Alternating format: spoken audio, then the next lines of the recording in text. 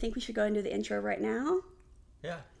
Not the intro, but the pre-intro snippet, the teaser. What do you mean? Before the podcast, I'm supposed to get a cool phrase or a funny moment or whatever to put at the beginning so people kind of get hooked into what we're talking about. Or why don't you just find that when you edit it and then because I have a good one now. Oh, go. The thing that I wanted to say was anything worth doing is worth doing poorly. And our brother hates that quote. He likes the phrase, don't let perfect be the enemy of good, which is also valid. But... okay, that was same sentiment, just different expression. It depends on your mindset which one hits harder. Yeah. Or your emotional state. And then there's also the good one, hey, just do it right, stupid. Yeah, and then you hit them. Yeah. We're in the South. That's how we were raised. All of that is the same message. No, our camera broke up with us, and I hate when podcasts talk about that, but I thought this could be a teaching moment. We decided to film anyways, even though the visuals are worse, because anything worth doing is worth doing poorly. Yeah, perseverance. Don't let press on. Don't let perfection be the enemy of good. Goonies never say die. But I'm not a Goonie. She became a Goonie. She was lying.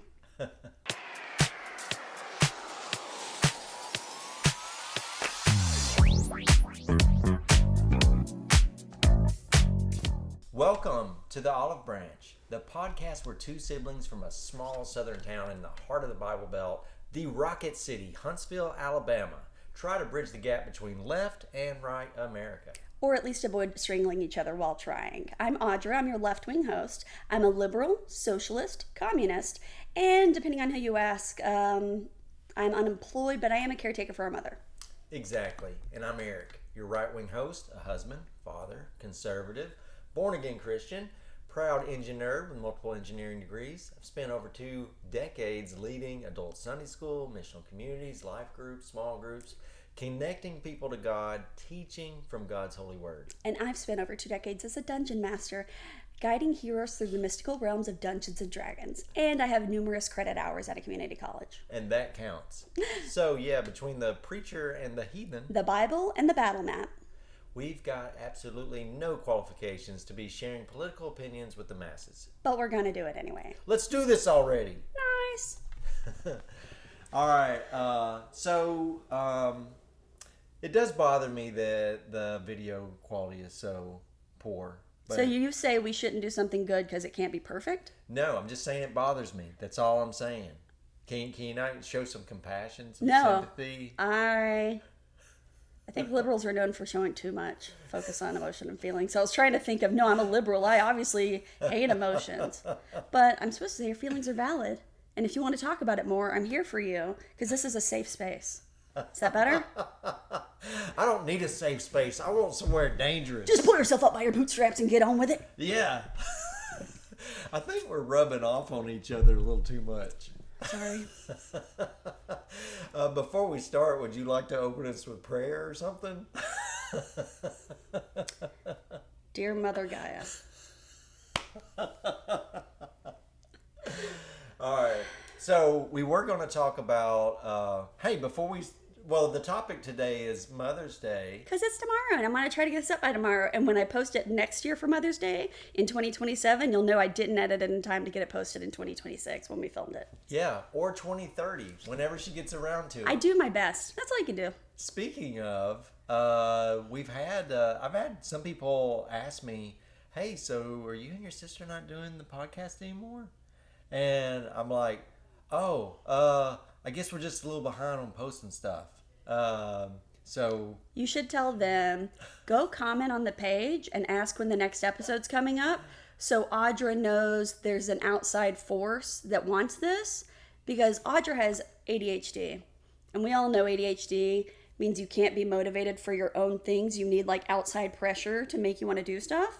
So if somebody was like, hey Audra, I need that, I'm like, oh, I can work all day for that. But if it's just something I feel like I'm doing for me, then I'm like, I can do it tomorrow. I'll do it. Everything is perpetually the next morning.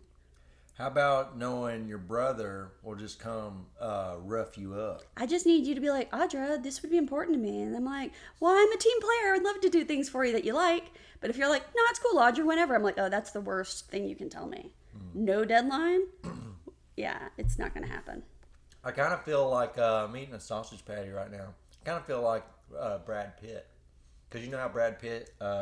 Eats in movies? He eats in every movie. He's got like a big mouthful he's chewing, and he's so cool. Yeah. So, I don't know that I'm as cool as Brad Pitt. But No, you said it. I think you are. But I am eating. So, it's got to count for something. Yeah, you're just like Brad Pitt. Okay, so as far as questions we were thinking about asking about motherhood, is motherhood undervalued in modern society? What do you think?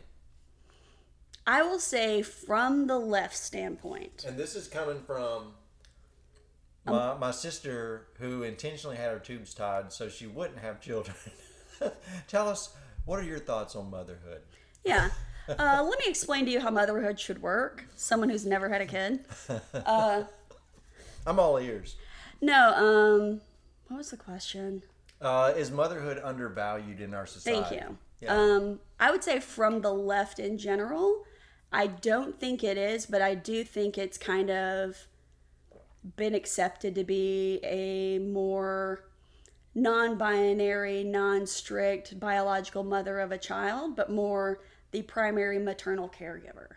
I think a lot of people are more okay with celebrating found mothers or found family.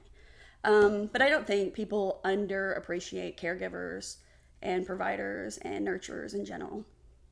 That's my idea from the left. So I'm going to address that, but small tangent in the middle there. Elaborate. You said a bunch of words. Are you saying... Are you saying... That's how conversation works, Eric.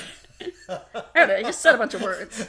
You said a bunch of words. You didn't even answer the question. You just said a bunch of words. Essentially, you were trying to emphasize in our day and age, there can be family that's not like in your bloodline. Yeah. There's people that you rely on, people who are friends, who are there for you in times of need and sorrow and celebration, that aren't necessarily your biological mother, but it could be an aunt or a grandmother or just a mentor or somebody, or a boss, friend, or a neighbor, or a coworker, just somebody. And so you're quoting scripture. There's a proverb, I believe, in the book of Proverbs. Who knew? But there's a friend that sticks closer than a brother, and essentially the sentiment is exactly what you're saying. Yeah. So I think that's always been true. I think maybe in our current day and age, it's a little even more true. Because I think we all got those people in our circle of life that were like, man, they are. When I need somebody, I can go to them, and it's good to have those people. And if you don't have those people, keep looking. They're out And there. if you don't have those people, be that person. Ooh, the cheesy quote I tell my kids all the time, and they love it. Not at all. Can't get enough of it. The best vitamin for friendship is B1. Oh. Yeah. No, but take initiative. Be the change you want to see in this world. Don't sit on your hands and wait on somebody else to come rescue you and be your best friend. If you're praying, for a best friend or somebody to fill a void in your life, be that. Be that answered prayer. Be that answered prayer for somebody else, and then you'll be probably surprised at the blessing that relationship turns out to be. Can you go fetch me a pillow, and then I will follow up with my retort to that? I'm being sent off on a task. It's his house. If I was hosting, I'd go get it. I'll be right back. Now we're back. Okay, we're back. The thing I was going to say, and this is an idea I had when I was an artistic, poetic teenager, of if you feel like you're lonely or you're not finding the right people and things aren't coming into your life that you want or you feel like you need or value, you should build yourself up to be the person you want to come into your life would value. So start doing charity work. Exercise if fitness is a thing for you. Make sure your income's good, you're stable. Yeah. That way when you find Mrs. or Mr. Right, they are coming up to Prince Charming also. Yeah. Let me do a little spin off of what you just said. Somebody emphasized this earlier this week. I can't remember where I heard it, but sometimes we focus on. Actually, well, I think I just remembered. But anyway, I we all focus on our own problems. We are very intimately aware of our own problems, our own struggles, very intimately aware. And then when we look out, we see other people and we're like, they got it all together. But we're looking for a very skewed, limited view of their life. It may be what they're showing on Facebook, which is really should be renamed Fake Book. But it's because what are they going to do? They're going to show you the most glimmering, shiny, celebratory situation. They're not going to tell you the dark secrets of hardship and struggle and that they're going through. But they're all going through it. I've heard, if you could write your worst problems on a stick and then go put it in the bonfire, as you walk up to the bonfire and can read what's on other people's sticks, you'll be so embarrassed and like, you know what? I'll just take this back. Never mind. I'm good. About 6 or 7 years ago, I was working at an office job, and my boss came up to me and was like, "Hey, you just posted something on Facebook yesterday?" And I was like, "Yeah." And it was about me having a bout of kind of anxiety and depression. And I was referencing Bo Burnham and just talking about kind of getting through the struggle. And he's like, "I think you should take that down." And I was like, "What do you mean?" And he was like, "Well, basically his, and he gave me, it took him a second to even articulate what he was saying. But his main thing was, if HR or other people at Edward Jones see it, it may color their decision on adding me for promotions or raises or whatever." And I told him, I was like, "I kind of get that. I don't think what I said was offensive or alarming." It kind of did have a joke about suicide. And then I think I even put in there, this is an exaggerated extreme. I'm not suicidal. And, I'm not referencing that. But I told him, I was like, "I get what you're saying and I appreciate the concern, but I've already had 4 people I haven't talked to since high school or middle school reach out and say they really appreciated me posting that because they feel like that a lot." And I think people should be more real. Yeah, it's hard to be real. It's because transparency requires a level of vulnerability and accountability.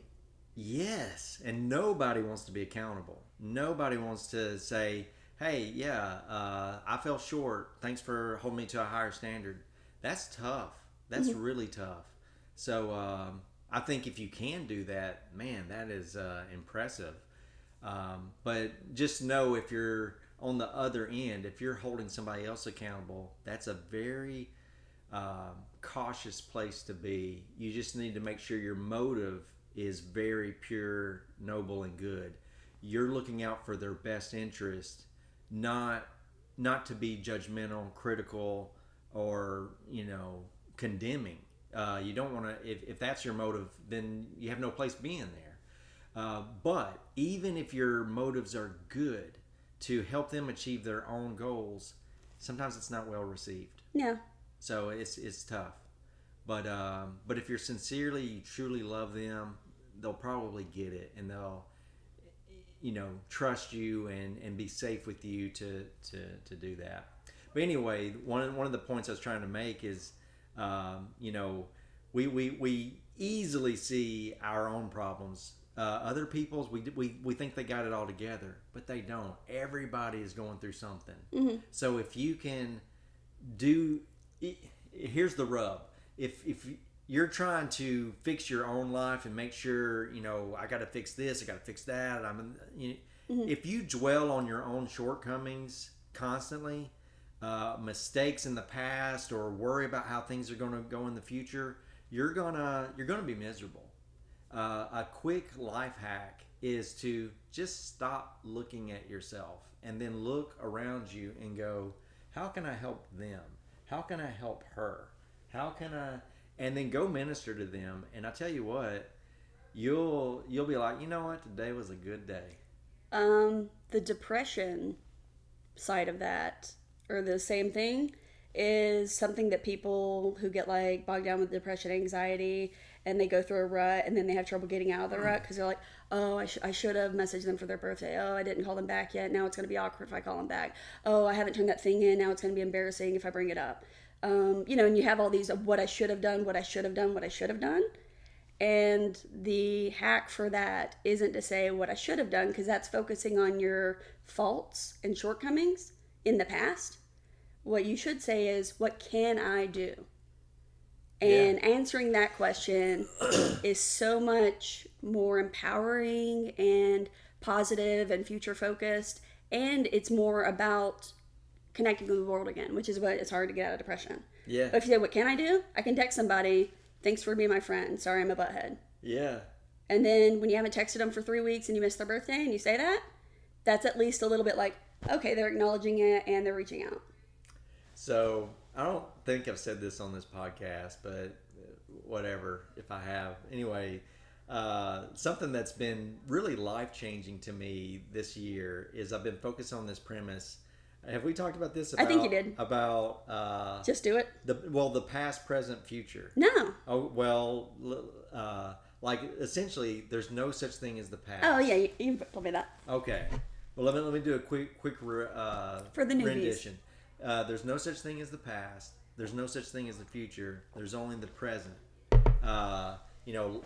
Yesterday is history. Tomorrow is a mystery, and today is a gift. That's why they call it the present. But the present is all you have, and it's all you will ever have. The past is not anything that's tangible that you can reach out and touch and impact. It's just a memory. And a lot of people dwell on that with regret, and then it's not productive. Now, if you use it as a lesson learned, that can be productive. But if you just dwell in your own regret, it's not. Yeah. Okay. And then there's the future. Like, there's all these hypotheticals. Where will my future go? And then if this happens, and then it's anxiety, and that's not helpful. Now, it is good to sit down and make a game plan. Hey, if this goes wrong, here's how I safeguard this. This is how I. If you're making a plan, do it. But if it's just worry about what could happen, that is low likelihood. Don't do that. Snap back to the present. One thing I learned about Navy SEALs is they are trained to, because they can get into situations and then their mind just goes crazy. If this happens, I'm going to die. I will be kidnapped and tortured. Yeah. So they train them, when you start to spin off like that, go, what is true right now? And it just snaps you back to reality.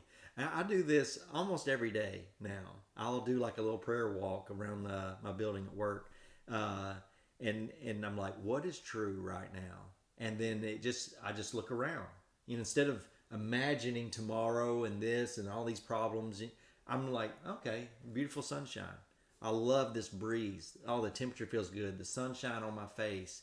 Oh, my knees are not struggling with arthritis like they used to. I'm so thankful that I can appreciate everything that's good right now. And it makes me thankful because I believe all good things come straight from above. That's what the Bible teaches. And it just gives me an attitude of gratitude. And this makes me think of something else. There's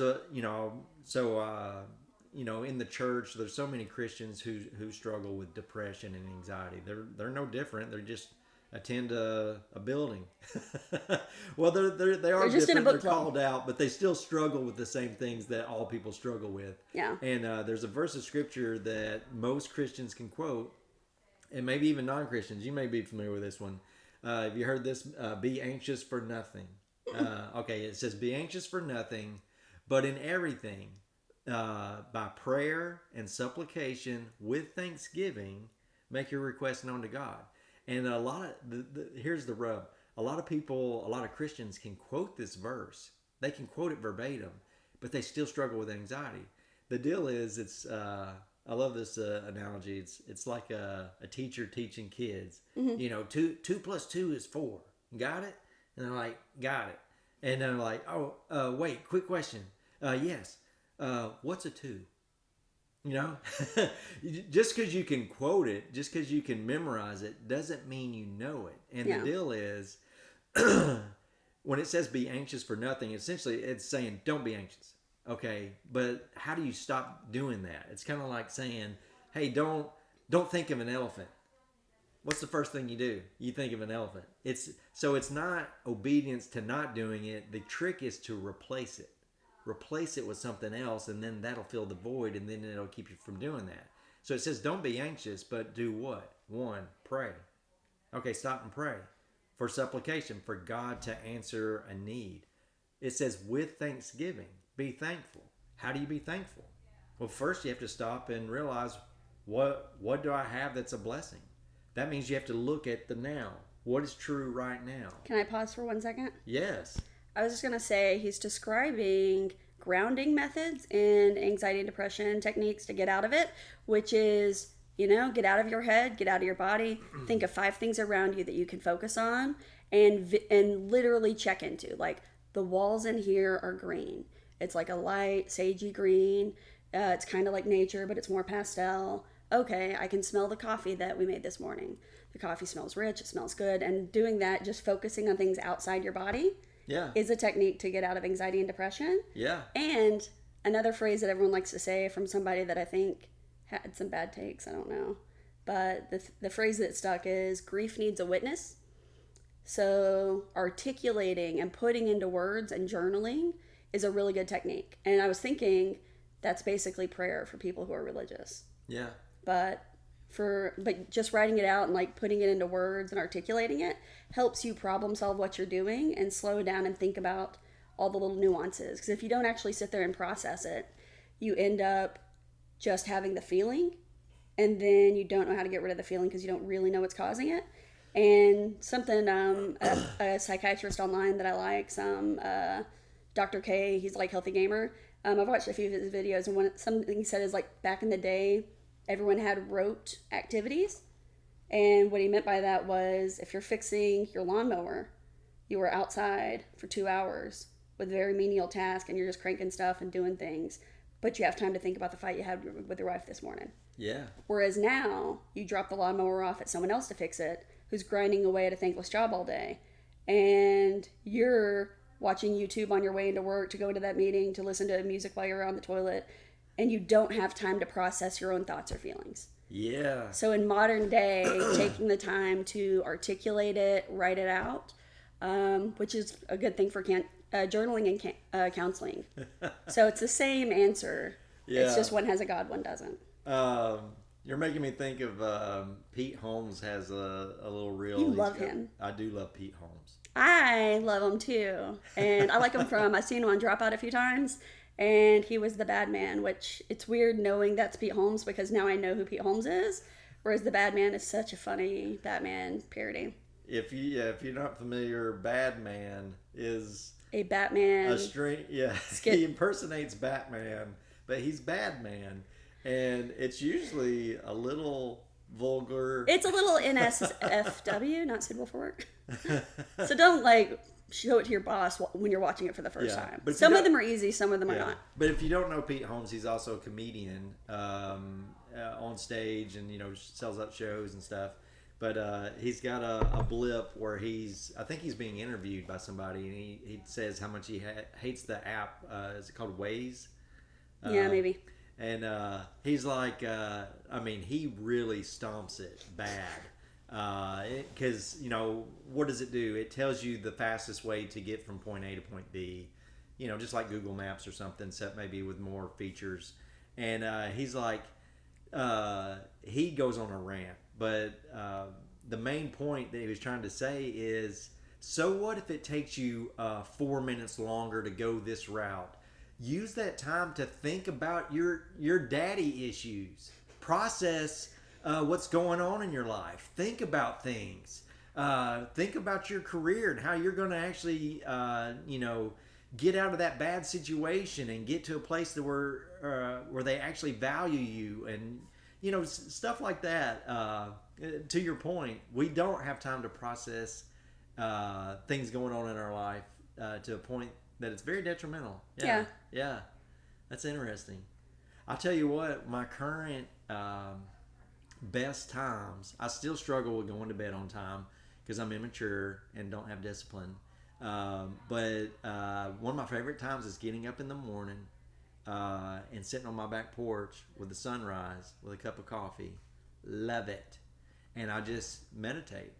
I just kind of meditate and enjoy the sunrise, the sun rays, the wind, the breeze, the smell of the air, and just and I will naturally think about things. Try not to worry, try not to regret, but just enjoy the truth of the blessing of life. And I think it's very helpful. But another thing with processing, right after this, I plan on going mountain biking. Man, I think of so many things while I'm on the trail, which is crazy because it's like a roller coaster. You know, you're on I'm unattached. I'm not on rails. I can go anywhere, and it is vibrating. It's crazy. I can flip over at any moment, but I get into autopilot.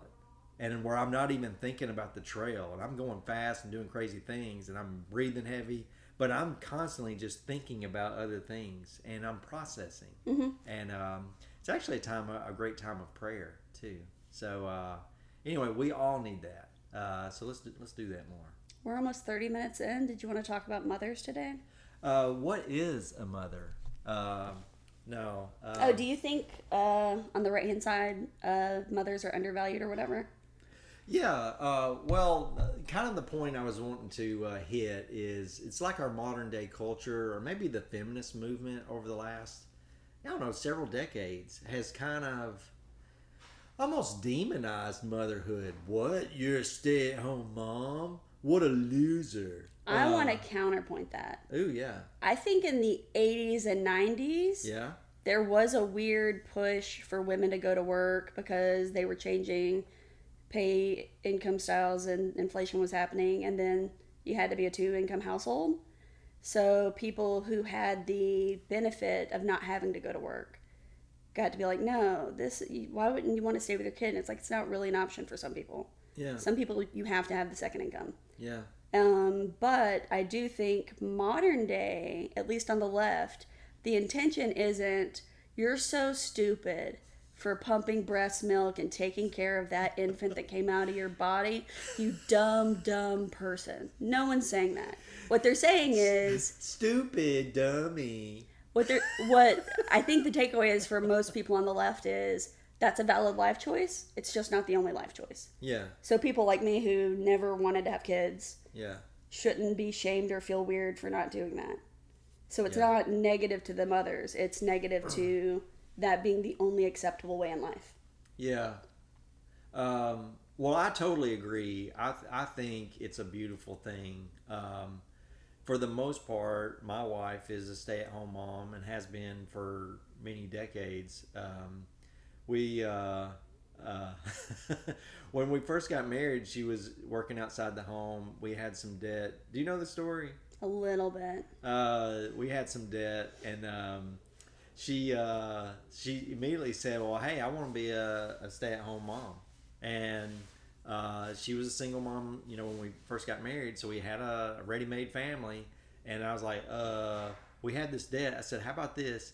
We'll put your all your income towards the debt that we have, because the debt that we had was a little bit of credit card debt that when we got together, and then I had a car note, and then when we got together, she said, well, we got to decorate all this. And we don't have furniture. So we had put all this furniture on 0%. And I was like, well, if you're doing furniture, I'm getting a big screen TV with surround sound, and did that on 0% APR. And then, but it accumulated a big chunk of debt, like young, stupid people. And I said, but anyway, all your income goes towards debt. And then I said, I'll crunch a budget in Excel and do the daily expenses. And then I said, and if you want, I can do a pinch of that can go towards debt too, so you can come home faster. And she said, okay. And bottom line, I did the math, and it was something like you can come home in like 2 years and 2 months or something like that. And she said, wrong answer. Wrong answer. No, go crunch again. So I went back and crunched, and then I cut out a bunch of stuff. I cut out haircuts. We ain't getting haircuts. Vacations, no vacations. Something other, and just went back. And it was another number, and she's like, not good enough. More. Went back, killed cable, killed, no clothes. Just all these things. We just said no. No. Going out to eat, pull back on that, all these things. And then she said, well, what is this car note? I said, well, that's my Honda Accord EX V6 Coupe sedan, or with spoiler and alloy wheels and moonroof. That's the whole reason you married me. What are you talking about? The whole reason. Yeah. And she's like, why don't you just sell that? Just sell that and get a crappy car. Yeah. A much more affordable car. I did that. Bottom line, she came home in, I think it was like 11 months. And for Valentine's, I went to her office. I had a certificate of acceptance. I was hiring her as chief domestic engineer of my company that I don't even own. Yeah, household enterprises. And I said, chief domestic engineer, you get free room and board, company car, vacations. Her job description was interacting with friends and of the firm and potential clients and extremely difficult people and raising children's, having babies, human resources, and all the sex she wants, and maybe even more than she wants. Who knows? But so I gave her that. I said, turn in your 2-week notice, and she did. Aww. So, but anyway, back to our topic. I do think. Let me ask one tangent about that. Yeah. I think it's you. It may have been our other brother, but I'm pretty sure it's you. Are you the one that had your time off at your work and you scheduled it and you allotted a chunk of it to be vacation time for your wife? Oh, when she had a baby? Or just in general. So like I get 2 weeks off work. I'm just using that number. 4 days of that is my wife's PTO. So if she's sick, if she wants to have a day off, she wants to go do something, I can take the day off work and be the at-home person. Oh, I never officially budgeted that to my recollection. It may have been our other brother. But I have done that. I have, hey, she's down. This needs to happen. We have kids. I'll fly in and save the day. Yeah. But it's not a budgeted allocation thing. That's more of an emergency protocol, teamwork. You just got to make it happen. So, but anyway, back to feminism and stuff. Yeah, I think there's been a movement in our culture where it just seems like women have to work outside the home. They need to strive to succeed, and that's what success looks like. And being an actual mom, a stay-at-home mom, some people could look at it as a sacrifice. Other people could look at it as a luxury. Yeah. And it really depends on your priorities, your goals. I've talked to some women that are like, they would be miserable staying at home if they didn't work outside the home. They kind of need that. They have that drive, that career drive, I guess. Mm-hmm. And then there's some who just feel a burden that they weren't raising their kids and being there for their kids and help nurture them and parent them, and so that they can be all that they can be. So I think caregiving definitely is a personality trait where some people are inclined to do it. They get joy and satisfaction from it. I am known for whenever any of my nieces and nephews have a baby and they're like, do you want to hold it? I'm like, no, I'm okay. And then they'll ask me again and I'm like, wait a second. I think you're asking the wrong question. Let me ask you. Do you want me to hold your baby so you can go take a poop without a kid touching you? I'll do that. Yeah. If the kid needs attention and you want 5 minutes off, give it to me. But if it's for Audra's benefit, no, I don't want to hold your baby. But I'm a team player and I can do it if it's needed or value added or bringing a positive to somebody else. But I get nothing from it. Yeah. I do like hanging out with like toddlers and like 2 and 3 year olds is when I start enjoying hanging out with kids. Yeah, it kind of hurt my heart a little bit when you got your tubes tied. Because I was like, you are so good with kids. You would be amazing with your own kids. Means and opportunity do not equal motive. No, a phrase that I say sometimes about that is, I like jet skis. It doesn't make sense for me to want to own one. Like, I don't go to the lake that much. I don't, the maintenance, the upkeep, it would just be something, putting a damper in a household. It's not something I want to focus on. But I'll ride a jet ski anytime you have one. Here's a question. Should fathers and mothers have distinct roles or interchangeable roles? I'd say interchangeable. Okay. I think it's whatever the personality is. Like, so breastfeeding. Yeah, they take turns. It got weird, didn't it? No, there's a lot of people that's a completely easy, normal part of the child rearing process is producing breast milk, pumping, having it, and there are a lot of women who can't breastfeed. Yeah. They either have an issue, the kid doesn't know how to latch, they don't produce enough. Yeah. There's different things. So I don't think breastfeeding should be a priority. I think it's a huge boon if you can do it and you're into it. Yeah. But I think if you aren't into it, it's not like a negative. It's just great news. Science has made fake breast milk and you can buy it by the canister. Yeah. I think the default right answer should be interchangeable. So I agree with that, because the deal is it's like a team sport. You're in it together and you backfill each other as needed. I mean, it's just teamwork. It's the epitome of teamwork. I do think there's like a natural role for a mom versus a dad. Mm-hmm. A mom just seems so much more nurturing, compassionate, just a natural at that in general. And then dads can be a little bit more challenging, pushing, instructive, pushing kids to their not to their limit per se, but challenging them, pushing them to their potential, and it's just different roles. And to me, I can easily see the harmony and that joint force working together. Whereas if we were, to me, it highlights I'll say ineffectiveness of a single parenthood. I can easily see, man, if my wife wasn't in the picture and I was trying to raise my kids on my own, it would be lopsided a little bit. They would miss out on a lot. Yeah, they would. There'd be a void there that I just couldn't naturally feel. I mean, some people are more well-rounded than me. 2 points on that. Yeah. One, that shows how much you value and love your wife. Yeah. Whereas some people, like our mom,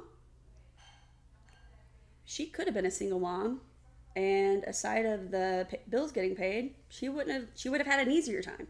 Yeah. Yeah. If she had a bank card that could just pay for the food and lodging and take care of 5 kids, she would have checked that box as soon as it became available. Yeah. Because it was a 6th kid and a fight. Yeah. So I agree. Some people, but I think all kids are raised by a village. So I have a nephew. Him and his lady friend accidentally procreated. They were grateful when it happened, but neither one of them before that had intentions of parenting or having a kid. And they've had just some different struggles and stuff because they're young. And so both sets of grandparents, her parents and his parents, both have stepped in to really take care of the kid and help, raise it, help teach them, take care of it. And it now has like 7 primary caregivers. because it has 2 grandparents here, technically 2 more over here because one's a parent of divorce. So there's 2 sets of grandparents on one side, another set on the other, and then the 2 parents themselves. So it's really a community of people raising, and that kid is so bouncy and fun and happy to be here. And something that I love about him, because the kid, she's like 2 years old now, 3, almost 3, whatever. She's alive. And she'll go to different houses and different stuff, and it takes her a second to look around and kind of get her bearing. But like, I have a bunch of toys at my house because I'm a 5-year-old. She'll come and play with my toys and look at them, but she never tries to take them home or ask me for them.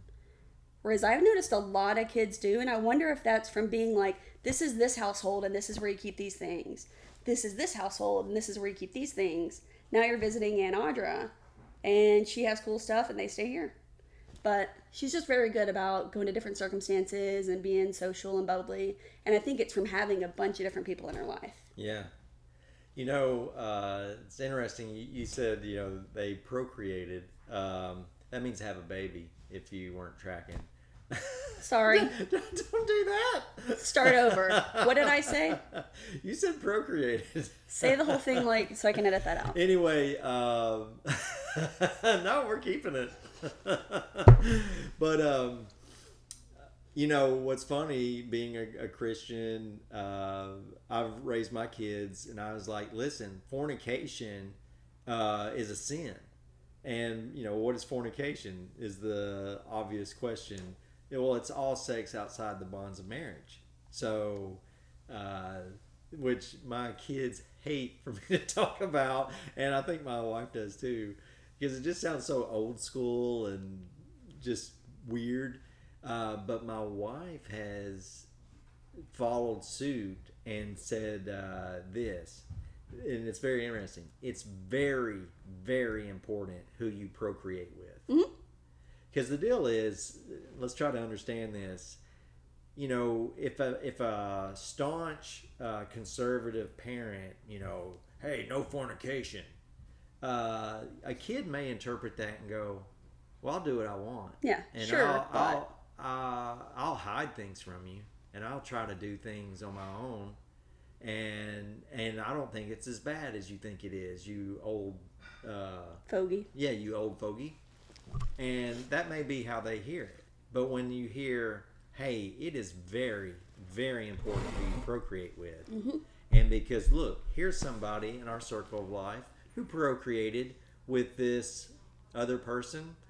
Well, guess what? Now you have to deal with that other person the rest of your life. Whether they end up getting married or whatever, it's still the baby's mama. Yeah. It's still the baby's daddy. It's still you're going to have some sort of interaction the rest of your life, whether you want to or not. Because it's now a third party involved. And that's just the way it is. And are you ready for that commitment? Because that's when you play the game of procreation. Don't be surprised when you procreate. Yeah. Well, I was just doing it for recreation. Tough noogies, procreation is sometimes the aftermath. So, I don't know. I think that's an interesting twist to help plant a seed of caution in young ones, which is very true. So yeah, I think that's a very good thing to teach kids. Not just don't do it, it's bad. Right. I don't like that style of parenting, and me not being a mother, I can speak very strongly on the correct and bad ways of parenting. I endorse what she's saying. No, I hate when people say, stop that, don't do that. The better way that I deal with kids, which I have a very higher bandwidth because I never get it tested, is, hey, if you do that, that could knock that over and make a mess. Like, I don't even say don't do it. I just explain why it could be bad, and then the kid will look at me. Usually about 2 or 3, they can start understanding this.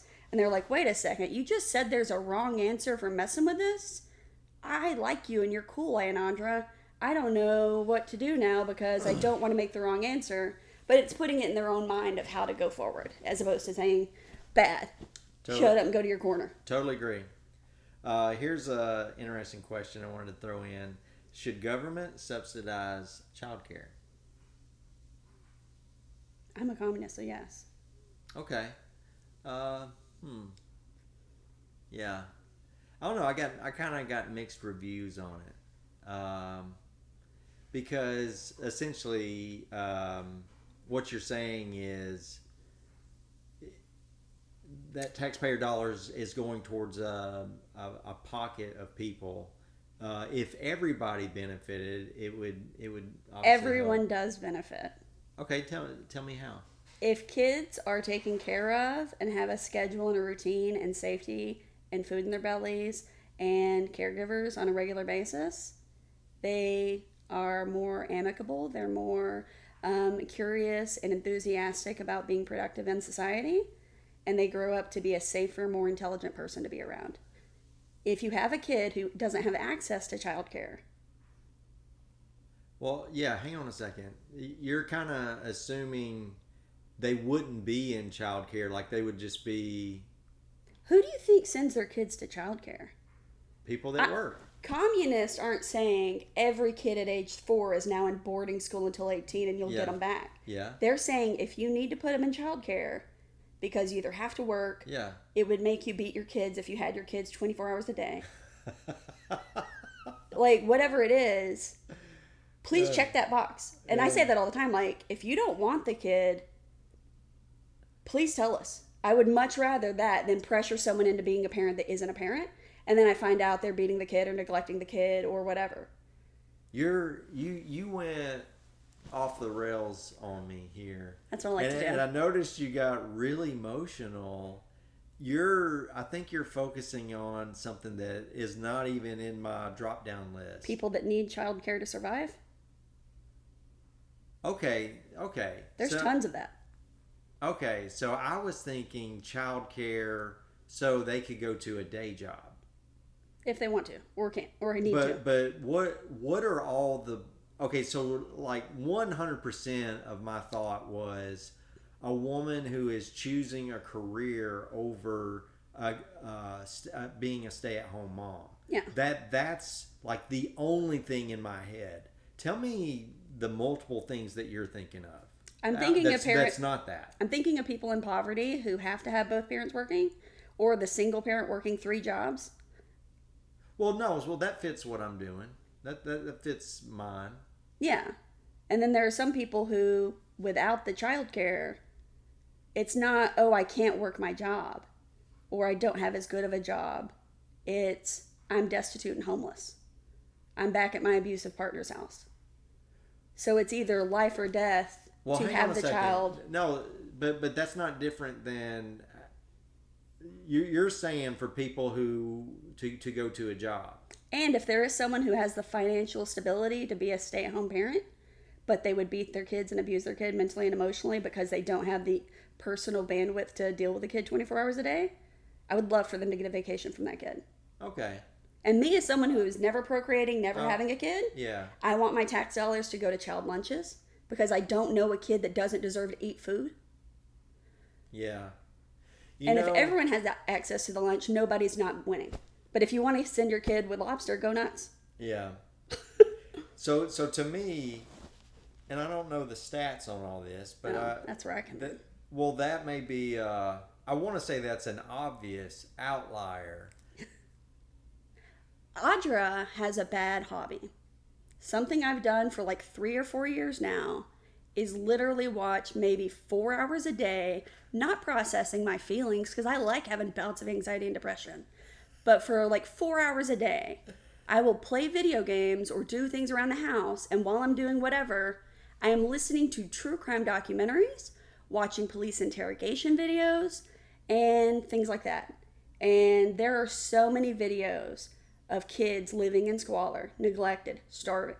Okay. And if the parents could just be like, take this kid from me for 4 hours and make sure it gets nutrients. Yeah. But to my point, the bulk of the need and the whole incentive for the government to weigh in is to help families have the wife, have the mom actually go into the workforce and have childcare affordable. That would be the whole reason they would subsidize this. is so they could have a 2 household income. I disagree with that. For me, the whole reason the government should subsidize it is to have a standard basement of care for all kids in the United States. I don't care about the parents or their income or their day jobs or what they're doing with their life. I want every kid to have a minimum. Here's 8 hours you're not getting beat. Here's 8 hours where you get to talk to other kids. Here's 8 hours where you get calories. Here's 8 hours where we're going to give you a change of clothes if you come in with that squalor that you've been living in. And I see how other humans are, and I'm safe. Wow. I don't care about the parents at all. Yeah. You have wow, I just it's like, do you think the way you speak about it, it's almost like it's the norm. It's the norm for children to be beaten and abandoned. If one and happens, it's too much. Okay. And I don't know everyone's situation, but I know everyone has bad experiences from childhood. Yeah. And a handful of people I know had a really bad childhood. Yeah. So it happens enough. And without the village of other examples of how to live, how to talk to other people, how to adult, what the process of cleaning up after lunch is at this place versus that place, without seeing how the world works and how different communities do it, if you just have the parent who doesn't like you, Yeah. you're not going to know how to fit in once you get opportunity to. Wow. I like that I said I don't give a crap about the parents, and this is our Happy Mother's Day episode.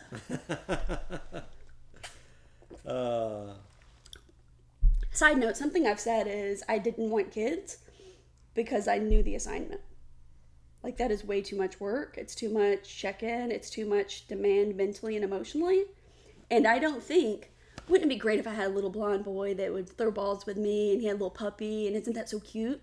I think, okay, Audra, what if you have a kid and they're in a hospital bed their entire life? Thousands of dollars of debt. I just think of the worst case scenario of hardness. They're in pain all the time. They can't develop properly. Do you want to try that? Is it enough that you want that? No? Yeah, don't do it. Because I can find stuff to cuddle and spend money on all day. I don't need to make one. Yeah. Like anything in life, I think you do need to count the cost and consider what it could be, and are you willing to do that? If anything worth doing has a measure of risk, and you do. And there are some people that value the process of motherhood or child rearing. Yeah. That they want it. Yeah. For them, they want. For me, I'm mentally needy. I could have a perfect kid living in my house. Best behavior, intelligent, takes care of themselves, and I would still get annoyed. Because I'm too conscientious of other living things in or around me. And, like, here's an example. I moved out of state for a few years, and then I moved in with my brother. He had 4 kids, and he had just built or bought a house or something, and he had like an apartment area over the garage that was fleshed out, and it had like a little cubby area of like a sitting room, and then it had a bathroom and another room. And his son had the other room, and he's like, listen, if you want, while you're transitioning, while you're moving back to Alabama, you can live here with me for a little bit until you get on your feet. So I did.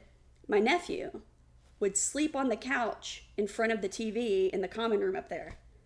And I would be like, hey, buddy, can you go back to your room? He's like, you can just watch TV here. No, I can't. Because you're sleeping behind me. No, it's fine. I don't mind. I'm not saying you mind. I can't watch TV in good faith and hear a cuss word or hear a loud sound effect knowing there's a 10-year-old behind me. I can't do it. I'm thinking about you existing too much.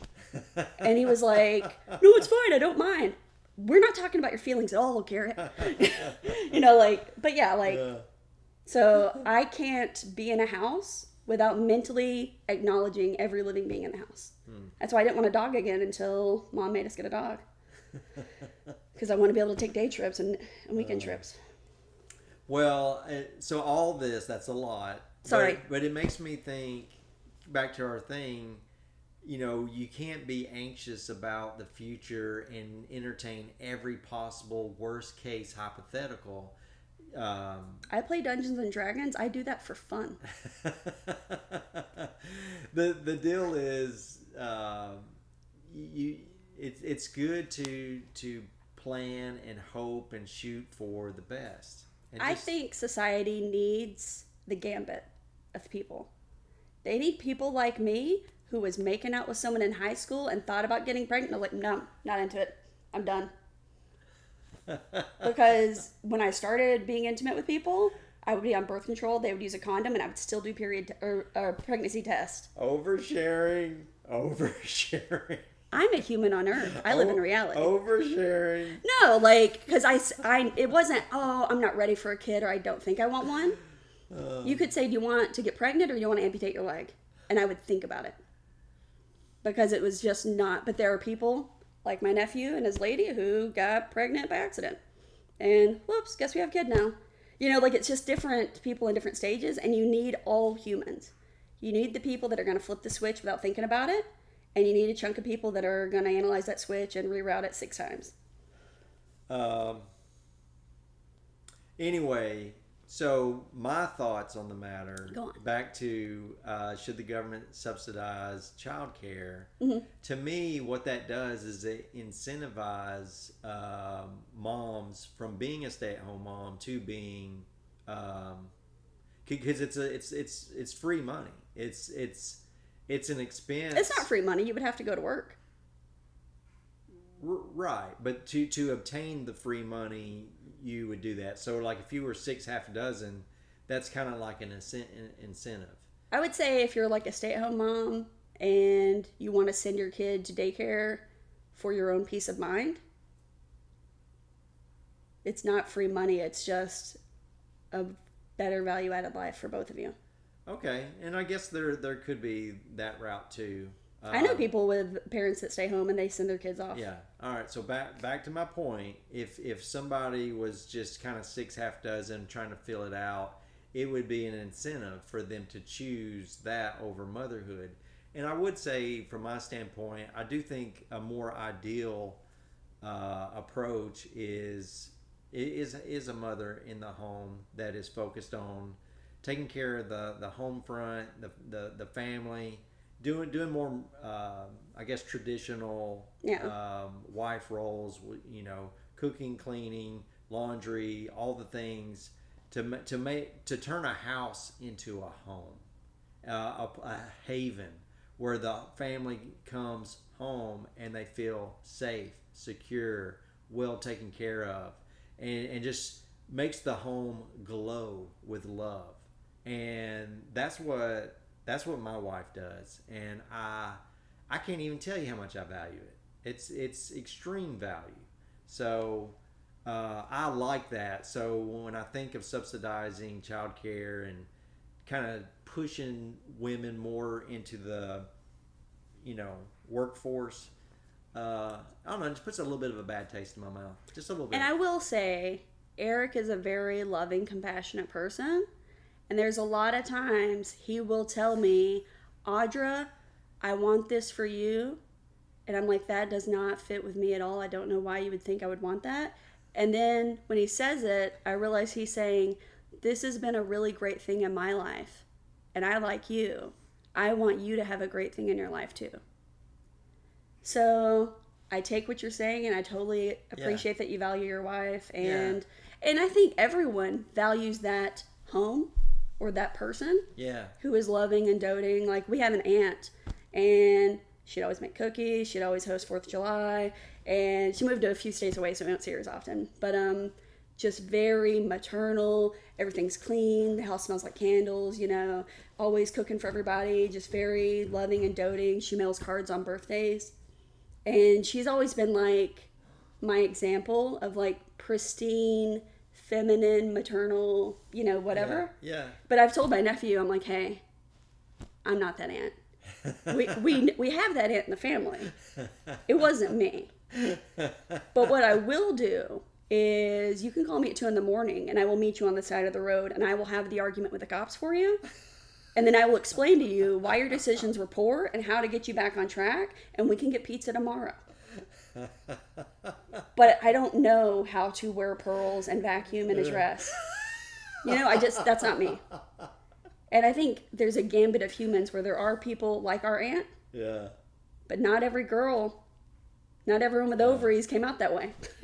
You gave me a quick flashback about wearing pearls and vacuuming. Many years ago in our previous home, we were selling it, and went to church, and Heather, she wore pretty much a June Cleaver outfit. It was just a nice dress with, and I think she had some pearls. And then we got a call. Hey, somebody they want to show the house. Is it ready? And we booked it home, and she started vacuuming, looking like June Cleaver. So I took a video of it. Yeah. But anyway, different strokes for different folks. I think it's very wise and insightful for you to see past the inappropriate gesture. Not inappropriate, but the misplaced gesture of with a good intention. But that's just it. You see it. You see the good intention.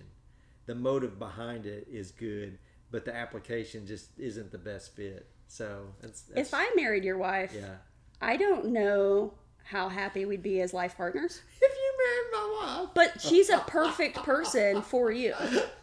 You know? Yeah.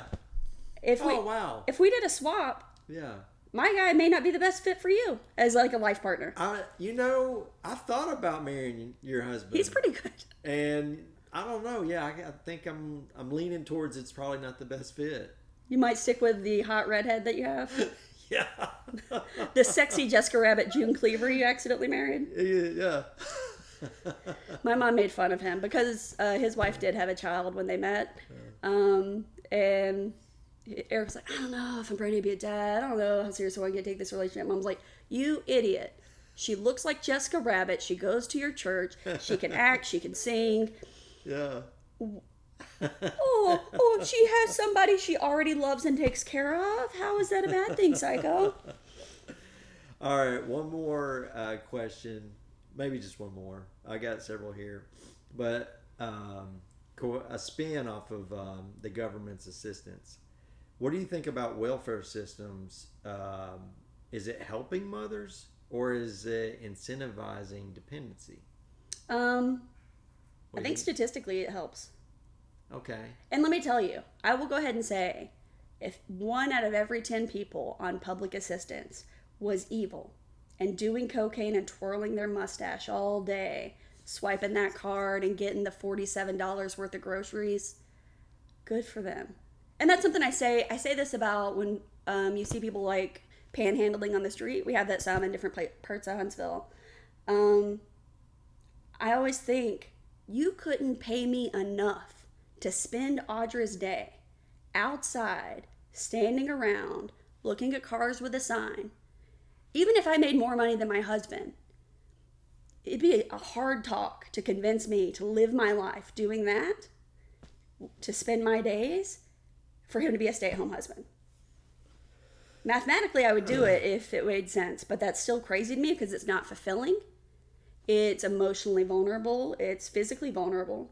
So whatever put them in that position, whether it's doing cocaine and twirling their mustache, or poverty or an accident or whatever, they need the $5 more than I do. Yeah.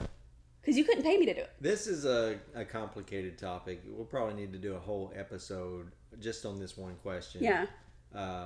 But my quick take is I am concerned that welfare, the benefit goes to, hey, I'm a single mom. And I think some young women who get pregnant, they actually think it's going to be better for me to get this free money than it is for me to try to have an active two-parent system set up, essentially marriage. I'm going to intentionally stay unmarried. Why do you think people would not take a life partner that was presented to them? All the obvious. Why aren't you marrying my husband? I bet it's a lot different than that. That's very obvious. Because he's already taken. He's already got a wedding ring. It's off the market. No, I mean, there are people that could be a great life partner that aren't a good fit for you. And to say, because there's another person involved, you should put yourself in an emotionally and mentally compromised position for the next 20 years and think that's for the betterment of the little person you just made is bad. I got Ideally, everyone should have a partner in life and a co-parent. No, as a... Okay, yes. Or if you're my niece, you have 7 primary caregivers. Or my grandniece. But not everybody has that. Exactly. And if they have the one mom who didn't get an abortion and is doing their best and they don't have family to help them, let them get a paycheck. And if they're doing cocaine and twirling their mustache, I still want the kid to have crackers in the cabinet. So in my head, I wish we had, could create a spectrum. And we're not talking about genders. But I want to talk about I see it as a spectrum. Yeah. There's definitely young women who are exactly in the situation you said. They don't have all the people in their circle of life. This person that they procreated with was a mistake. They're not a good partner they're not a person to stay engaged with the rest of their life. Yeah. And they should have thought about that. Woulda, coulda, shoulda. But here they are. What can I do? Exactly. And then, but I think what I'm concerned about is not that. Okay. I do think in that situation, welfare definitely helps. Well, I mean, I just can't think of a situation where what you're saying is the concern. Oh, I ain't even said it yet. Oh, go ahead. Yeah. Say it out loud. Make sure. No. I may have inferred it, and I may have inferred wrong. No. Go ahead. Okay. What I'm trying to do right this second is to highlight and emphasize common ground. I'm wanting to say I agree with you. Yeah. Of what you just said. So totally valid. I think that's good use of taxpayer money for that horrible situation. But in that spectrum, I think there's another slice of the pie, and I don't know how big it is, but there's a slice of the pie. Hey, I don't know if you're compatible. I don't have any. I've probably got a few red flags. I don't have any hard deal breakers. We're young, we're stupid, we don't know what the heck's going on. We thought we were going to do this with college or this or that. Yeah. This totally restricts, having this child totally changes that game plan. Mm-hmm. This is scary. Because there's so many unknowns and this was so unplanned, instead of me latching onto you and saying, hey, let's freaking figure this out. It's like, let's just part ways and get the free check. I don't know anyone who makes that decision. It's irrelevant if you know anybody. What you really mean to say is, I don't know if that's a statistical factor of any importance that we should give any credence to. And I don't know either. Yeah. As far as that. But that's like numbers. Your hesitancy. But it is, and I bet my assumption, my hypothesis, my educated guess is it is a noticeable chunk, and to me, it's much better for them to unite together and try to make it work, and that is going to be a much better environment for this child, just to have those two parents together. Complementing, backfilling each other, helping each other. That's not everyone's relationship. True. But I will say, if there's any amount of money you could pay my husband, and he would say, that's enough, I'll get a divorce and I'll live single, I don't want him as my husband. Well, that's... So if you're in that relationship where $400, $800 a month could say, no, I'd rather be single. Well, hang on a second. There's a huge difference between you in this state in your marriage versus a young, scared, ignorant teenager. I don't think anyone's pushing the romantic partner away without reason. I think having the kid may make them put it a priority for the first time in their relationship. Now I definitely can't have the abusive person in my life. And listen, in my scenario, the slice of pie, there's not any obvious blatant abuse. Yeah. There may be some red flags, I mean, I agree. But no deal breakers. So that's what I'm talking about. And because I know this, I truly believe this. When we got married, when Heather and I got married, guy that did our premarital counseling, he said, never say the D word. Yeah.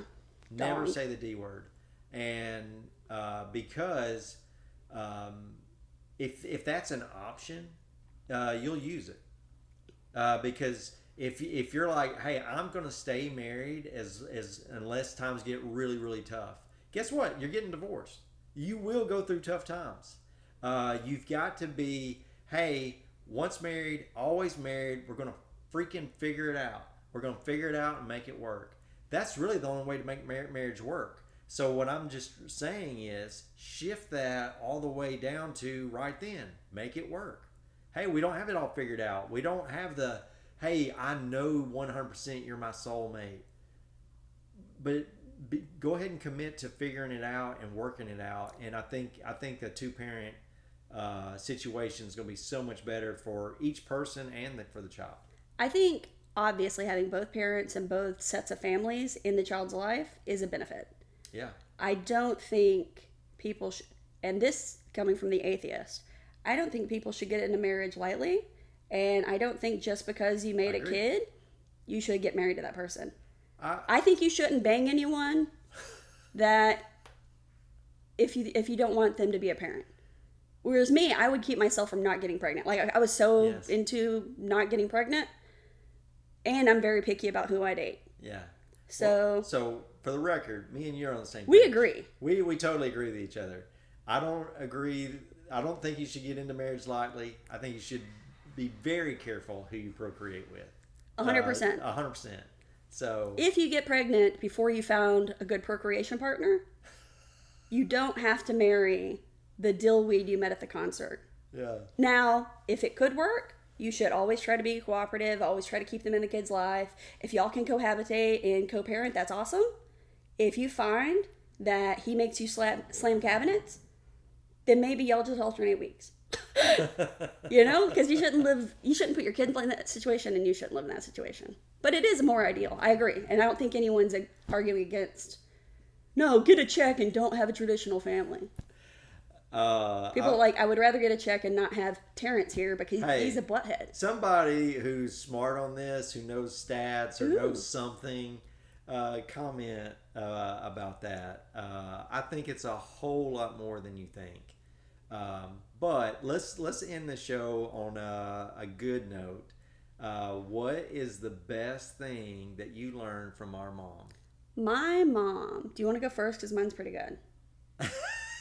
You want to top me? Okay.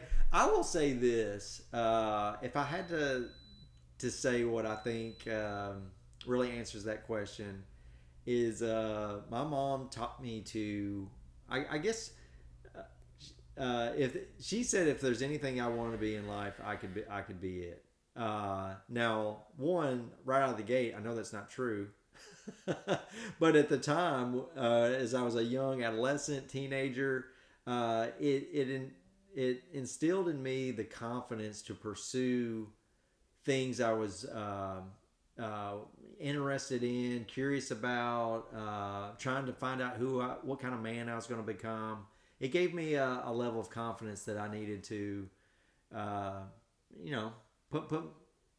just to go after it. And it's been very helpful, and I bought off on it, and it's really helped me be who I am today. I will piggyback that and say this isn't my thing, but I'm just adding on to what you said. Yeah. Lie to your kids. My mom is the best at lying to kids. And it's not malicious lying. But if a kid walks and stumbles and falls on their butt and gets back up, I'll be like, wow, you're such a big girl. You didn't even cry. Good job. Wow, you're the best walker around. Oh, you have a car. You're such a creative artist. None of those are lies, though. Those are good. That's just basic, strong, professional encouragement. There is sociological studies done where if you tell a teacher that's the bad kid, they were trouble last year. Yeah. That teacher will look for things for that kid and get them in trouble, even if other kids in the class did as much or worse than that kid. Yeah. And if you tell a kid they're the bad kid, or if they get... Yeah. They will start participating less, trying less, thinking they should do more subterfuge because they already expected of it. Right. And vice versa. If you tell a kid you're a good kid, you're a brave kid, you're smart, you're strong, Yeah. you're the best boy in the world, Yeah. then they're like, hey, guys, I don't got no problems. I'm the best boy in the world. So, Yeah. lie to your kids. No. Let me say it a different way. My mom told me I was the most beautiful girl in the world, and I could be president and a princess, and I was 10 foot tall and bulletproof. And what are girls afraid of? Absolutely nothing. Let me do a Christian spin on this. One, don't lie to your kids. Tell your kids the truth. Period. All right. So in this, here's the rub. Here's the application. Instead of saying you're the most beautiful kid in the world, say you're the most beautiful kid to me, if that's true, or you're the most beautiful kid in the room. Or something. Speak truth that's encouraging, that helps them be the best version of themselves. So yeah, but I do think this goes back to like maybe even our first episode where we talk about the way you think and believe determines how you feel. Mm-hmm. How you feel determines how you act. If you think and believe you're a failure, guess what? You're going to feel like a failure, and you will fail. Yeah. If you feel like, you know what, I can do anything. I can respond. I can overcome whatever this world gives me. You know what? You can. And you will. So your belief system matters greatly. And we get that from our parents. So if you're a parent, be the best parent you can be and instill that. Inflate that kid because Yes. he'll have the rest of their life and the rest of the world to bring him down. And this, guess what? Then they'll do a podcast about you and talk about how awesome you were. That's very fair. So you got that going for you. So make it happen. I would say right. the best thing that I credit our mother with is empathy and compassion. She was very good about just different things. If I'd say something, and I don't even remember what it would be, but she would tell me like, some people don't have a house as nice as ours. And I was just like, I guess there are the gambit of houses. I've seen TV. So there are mansions, and there are the trailers, and there are the little hovels in the apartment buildings. Okay, so there's this whole gambit of different types of households. I guess people live in all of them. And these are thoughts I had at like age 5. So telling a kid not everyone has our nice house made me think early on, there are different houses, and I guess somebody has to live in all of them. So that makes sense. Not every kid got my house or got my circumstance. And it's not like the house itself. It could be like have that much money for clothes or get that many dolls or whatever. Yeah. So whenever I would say something about another kid, Mom would just stop me and be like, hey, that's not every kid's experience. And then I was like, oh. So she actually got mad at me because there was a while where people would come over and they would like my toys. I'm like, you can take it. I'm the youngest of 5, and I'm the only girl. I have a room dedicated to my toys. Go nuts. Take what you want. Spoiled rotten. Somebody called me spoiled, and Mom was like, no, she's not spoiled. She's very good. She gets anything she wants, but I haven't made, but she hasn't been a dick about it. But yeah. And that's our family show for today. But no, Mom taught me to appreciate everyone has different experiences and give people kind of grace and don't expect people to be on the same playing field that you're on, and to just be kind of more compassionate and give people grace. It's good. So, one more question to y'all. You can put it in the comments. Ooh. What is the best thing you were taught or experienced from your mom? Yeah, share that with the world. Let's be a light in this world. Let's repent of being a troll with all the hate. I'm going to troll everybody. Share a good word that's encouraging, and brag on your mom today. Not all moms are perfect. Some moms made some bad mistakes. And if you have a mother figure that isn't your mother, that's acceptable. Yes, it is. If you have a maternal mentor, whatever, we're not saying it has to be your biological mom. Yeah. But whoever was there for you. Yeah. Tell us about your favorite feminine caregiver in your life. All right. Well, I think we had a good conversation today. We listened to each other. We learned from each other. We're better for it. And we're much better for it. People are more important than politics, my friends. Let's act like it. Have a good one. Until next time.